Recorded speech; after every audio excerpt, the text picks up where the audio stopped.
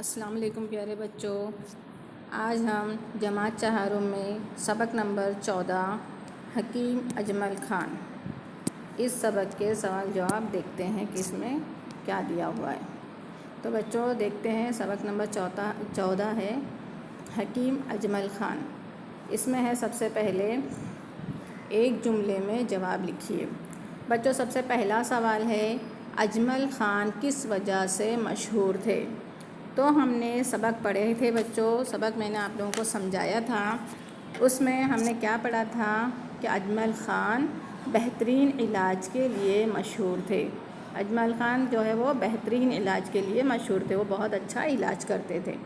سوال نمبر 2 ہے حکیم اجمل خان راجاؤں نوابوں سے کتنی فیس لیتے تھے؟ راجاؤں نوابوں سے کتنی فیس لیتے تھے؟ تو پتہ ہے نا، حکیم اجمل خان راجاؤں نوابوں سے ہزاروں فیس لیتے تھے۔ ہزاروں روپے لکھنا ہے بچوں، یہاں روپے چھوٹ گئے۔ ہزاروں فیس لیتے تھے یا ہزاروں روپے، دونوں بھی لکھ سکتے ہیں آپ لوگ۔ ہزاروں روپے فیس لیتے تھے، ہزاروں فیس لیتے تھے یا ہزاروں روپے فیس لیتے تھے، صحیح ہے دونوں بھی۔ تیسرا ہے حکیم صاحب جو کچھ کہا کرتے، جو کچھ کماتے وہ کہاں خرچ کرتے؟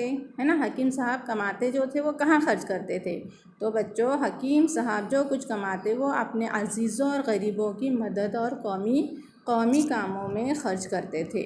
جو قوم کے کام ہوتے ہیں نا، قوم کے لیے جو کام ہوتے ہیں اس میں وہ خرچ کرتے تھے۔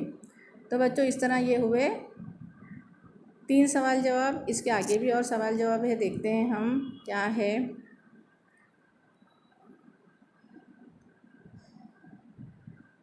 حکیم صاحب، چوتھا سوال ہے حکیم صاحب اپنا زیادہ وقت کن کاموں میں لگاتے تھے؟ کن کاموں میں اپنا وقت لگاتے تھے؟ جواب ہے حکیم صاحب اپنا زیادہ وقت لوگوں کی خدمت میں لگاتے تھے، لوگوں کی دیکھ بھال کرتے، ان کی خدمت کرتے، اس طرح وہ اپنا زیادہ تر وقت لگاتے تھے۔ اب بچوں سبق کی مدد سے خالی جگہوں کو مناسب الفاظ سے پر کیجیے۔ تو کوئی بہاری نہیں، کوئی مطلب مشکل نہیں ہے آپ لوگوں کے لیے، کیونکہ سبق ہم نے پڑھا ہے تو ہم ایک دم آسانی سے سمجھ سکتے ہیں، آپ بھی سمجھ سکتے ہو ایک دم آسانی سے کہ اس میں کیا آئے گا۔ نمبر 1 کہ دہلی میں ایک بڑے ڈیش حکیم تھے۔ تو کیسے حکیم تھے؟ نامی، ہے نا، بہت زیادہ نام والے، ان کا نام بہت زیادہ مشہور تھا، نامی تھے وہ۔ دوسرا ہے انہوں نے ملک کی ریاست میں بھی ڈیش حصہ لیا۔ تو یہ خالی جگہ میں آئے گا عملی، ہے نا، سیاست میں، انہوں نے ملک کی سیاست میں بھی عملی حصہ لیا، مطلب سیاست میں بھی وہ آگے بڑھ چڑھ کر کام کرتے تھے۔ پھر بچوں ہے تیسرا عورتوں کی تعلیم کے وہ بڑے ڈیش تھے۔